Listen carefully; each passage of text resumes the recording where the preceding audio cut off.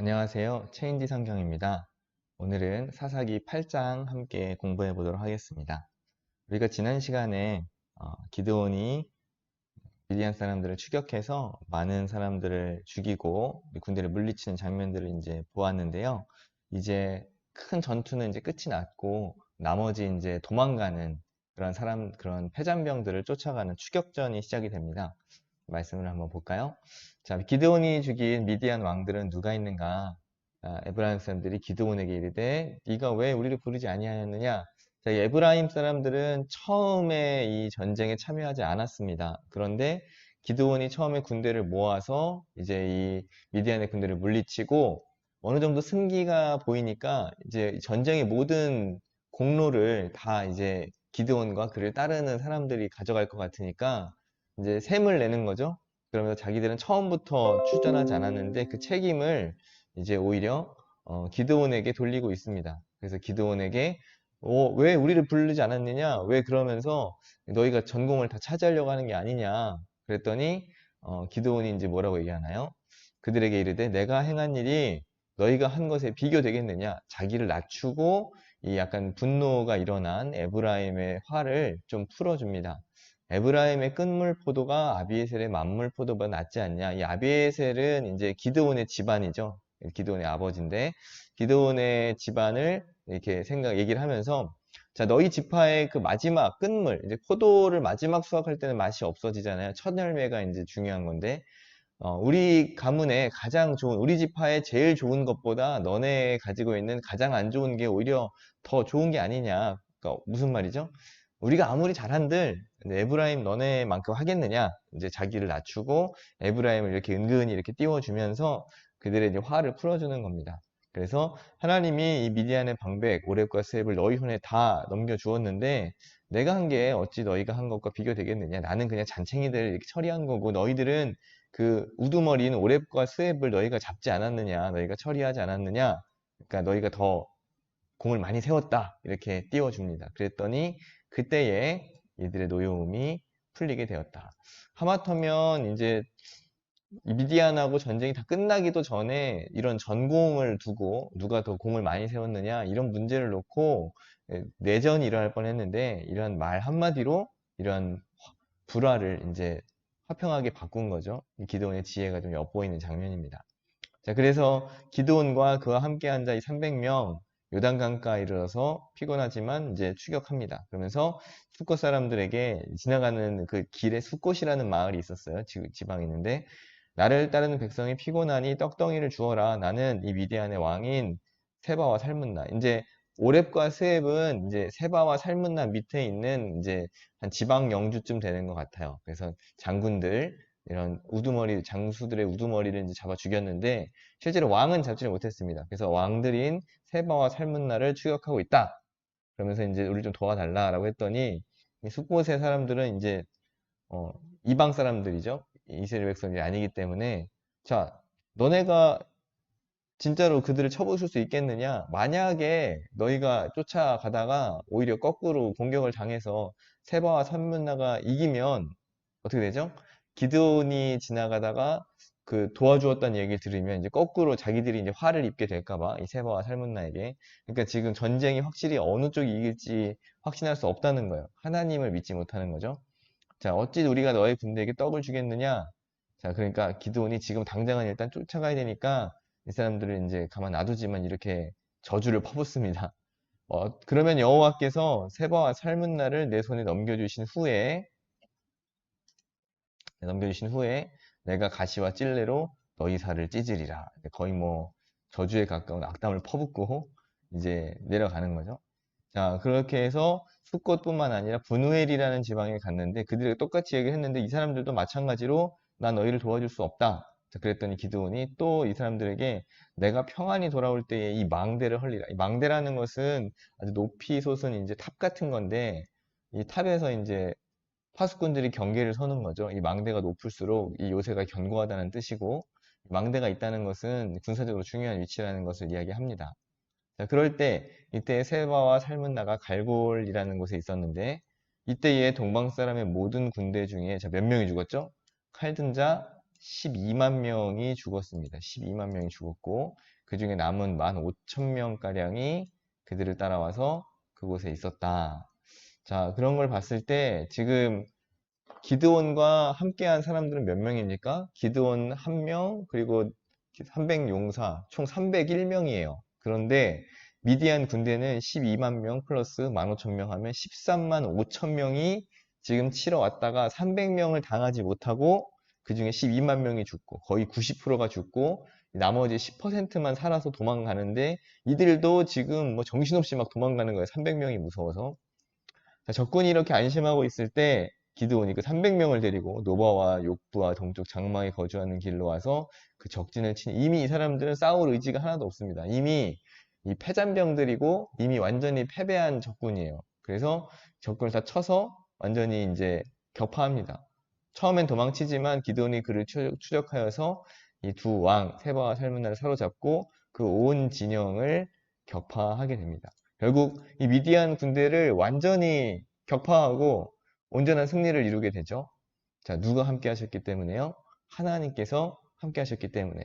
자, 그러면서 이 요아스의 아들 기드온이 헤레스의 비탈 전장에서 돌아오다가 숫곳에 있었던, 방금 지나왔던 거기죠. 숫곳 사람 중에 한 소년을 잡아서 그를 신문함에, 자, 이곳에 어떤 사람들이 있고 어떻게 구조가 돼 있다. 그리고 그 우두머리는 77명 다 이름을 적어줘서 살생부죠, 살생부. 기드온이 숫곳 사람들에게 전에 너희가 나를 희롱하였다가 이렇게 하겠느냐 한 그 세바와 살문나를 보라! 이미 잡아서 이제 처형을 했다는 거죠. 이제 우리가 완전 이겼다. 그러므로 이 장로들을 붙잡아서 방금 이야기한 그대로 들가시와 찔레로 숫곳 사람들을 징벌하고 또 지나왔던 지방 중에 브누엘이라는 곳이 있었죠. 그 망대를 헐고 그 성읍 사람들을 죽입니다. 보복을 합니다. 자, 그러면서 세바와 살문나에게 이제 말하되 너희가 이 사람들은 다 어떤 사람들이냐? 다볼이라는 것은 이 세바와 살문나가 이제 차지하려고 했던 이스라엘 쳐들어왔던 지역이죠. 자, 그들이 너와 같아서 하나같이 다 왕자의 모습과 같다. 자, 이 왕자들의 모습과 같다. 지금 이들이 보기에는 기드온이 굉장히 존귀해 보이는 거예요. 굉장히 위대하고 영웅적인 면모를 풍기는데 여러분 한번 기드온이 처음 등장했던 그 앞부분을 한번 생각해 보세요. 자, 하나님께서 기드온을 부르셨을 때, 자, 큰 용사여, 네가 이제 미디안을 치게 될 것이다 말씀했는데 제가 어떻게 그 일들을 감당하겠습니까? 기드온은 전혀 자기가 그렇게 위대한 인물이라고 생각하지 않았죠. 그런데 오히려 다른 사람이 볼 때, 이 하나님을 떠난 이방 민족이 볼 때에는 오히려 더 위대해 보였다는 겁니다. 자, 그랬더니 너가 죽였던 우리 형제들이 다 내 형제들이고 내 어머니, 이건 이제 실질적인 어떤 그 진짜 기드온의 피를 나는 혈육이 아니라 이스라엘 백성들 이야기하는 거죠. 한 하나님을 믿고 있는 한 공동체인 이스라엘 백성들을 너희가 내 형제와 내 어머니와 같은 그러한 우리 백성들을 쳤으니 자, 너도 이제 죽임을 당할 것이다. 너희가 그 재물만 빼앗고 만약에 사람들을 죽이지 않았다면 나도 너희를 살려 주었겠지만 너희가 재물을 약탈한 것뿐만 아니라 사람들을 무참하게 죽였기 때문에 너희도 이제 그 징벌을 당하라 하고서 이제 사형 선고를 합니다. 그래서 여기서 말하는 이 왕자들의 모습 되게 중요한 이야기죠. 자, 이러면서 이제 그 맏아들 기드온의 큰아들입니다. 여델이라는 사람이 있는데 죽이라고 했지만 이 소년이 아직 어려서 사람 죽이기에는 너무 좀 유약했던 것 같아요. 자, 그랬더니 이 세바와 살문나가 네가 일어나 우리를 쳐라. 자, 너라는 것은 이제 기드온을 이야기하는 거죠. 그래서 말하는 너는 기드온입니다. 자, 사람이 어떠하면 그의 힘도 그러하리라. 그러니까 옛날 사람들의 그 관념에는 군인이 나가서 여자나 혹은 어린아이에게 죽임을 당하면 굉장히 수치스러운 일로 여겼습니다. 그러니까 죽음이 무서운 게 아니라 불명예스럽게 죽는 것이 더 수치스러운 거죠. 그랬더니 너가 큰 용사이기 때문에 너의 손에 죽는 거는 차라리 괜찮지만 저 사람도 치지 못하는 작은 소년에게 우리가 죽임을 당하는 건 너무 수치스럽다. 네가 일어나 우리를 치라. 그러는 거죠. 그랬더니 기드온이 세바와 살문나 이제 지도자와 왕의 관계에서 왕이 왕을 죽이는 거죠. 기드온은 왕은 아니지만 이스라엘의 사사로서 세바와 살문나를 죽이고 그들의 낙타목에 있던 초승달 장식들을 떼어서 가지게 됩니다. 자, 여기서 말하는 이 초승달 장식이라는 것은 그 당시에 가나안 민족들이 섬기던 여러 우상들 중에 하나예요. 이제 보통 성경에는 1월 성신이라고 나옵니다. 해와 달과 별, 이런 하늘에 있는 천체들을 이제 신이라고 생각을 해서 우상으로 떠받들고 우상 숭배를 하는 그런 것들이 많았습니다. 그래서 그런 달 모양의 장식, 그런 것들을 귀걸이나 목걸이 혹은 말이나 낙타 등에도 이렇게 장식품으로 걸어서 이것들을 아주 철저하게 우상 숭배하는 것들을 볼 수가 있습니다. 그런데 이것들은 이제 전리품으로 취했다 할지라도 이걸 그대로 하나님께 바치거나 그냥 아니면 버리거나 했어야 되는데 저희가 어떻게 하죠? 기드온이 이 초승달 장식들을 떼어서 가지게 됩니다. 자, 그때 이스라엘 사람들이 기드온에게 자, 이제 당신이 우리를 구원하셨으니 당신과 당신의 아들과 당신의 손자가 우리를 다스리소서. 자, 어떻게 보면 이스라엘 백성들의 입장에서는 굉장히 당연한 반응이에요. 이제 당신이 우리를 구원하셨으니 당신이 우리의 구원자입니다. 우리를 다스려 주십시오. 다스려 달라는 건 뭐죠? 당신이 우리의 왕이 되어 주십시오 하는 이야기예요. 자, 그런데 기드온은 내가 너희를 다스리지 아니하겠고 나의 아들도 아니할 것이고 누가요? 자, 네. 여호와께서 여호와께서 너희를 다스리시리라. 자, 이 말은 되게 좋아요. 자, 내가 너희를 다스리지 않을 거야. 저는 여러분의 왕이 될 수 없습니다. 우리의 진짜 왕은 누구시냐면 하나님이세요. 하나님께서 우리를 다스려 주실 겁니다. 자, 이렇게 말을 했어요. 이거를 이제 있는 그대로 지키면 좋은데, 자, 그 다음에 이제 말과 행동이 조금 불일치합니다. 지금 이제 기드온이. 자, 그들에게 이르되 내가 너희에게 요청할 일이 있으니 너희가 각기 탈취한 그 귀고리를 내게 달라. 자, 이스마엘 사람들이 없기 때문에 금 귀고리가 다 있었어요. 이 미디안 사람들. 아까 얘기했던 그런 초승달 장식의 어떤 귀고리라든지 장신구들 이런 것들이 많이 있었습니다. 자, 그랬더니 당신을 구원하셨으니까 기쁘게 드리겠습니다. 백성들 입장에서 달라고 하니까 자기를 구원한 이 전쟁의 영웅이 달라고 하니까 기쁜 마음으로 드렸어요. 그러면서 겉옷을 펴고 각기 탈취한 그 모든 장신구들을 다 드렸습니다. 그랬더니 금 1700세겔이에요. 많은 양이죠.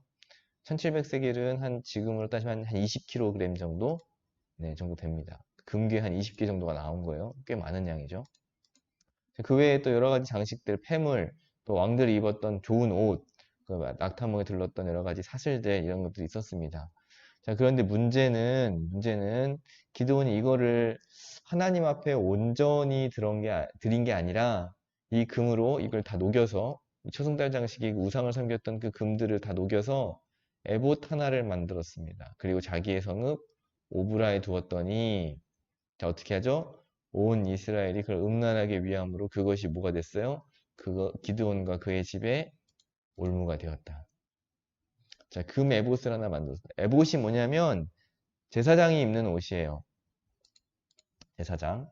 자, 이게 이제 제사장의 에봇인데 이 당시 이제 모세가 십계명을 받을 때 이제 그때 하나님께 성막을 만들라고 하셨죠. 그러면서 아론과 그의 아들들이 대대로 대제사장직을 수행하도록 그렇게 명령을 하셨습니다. 임명을 하셨어요.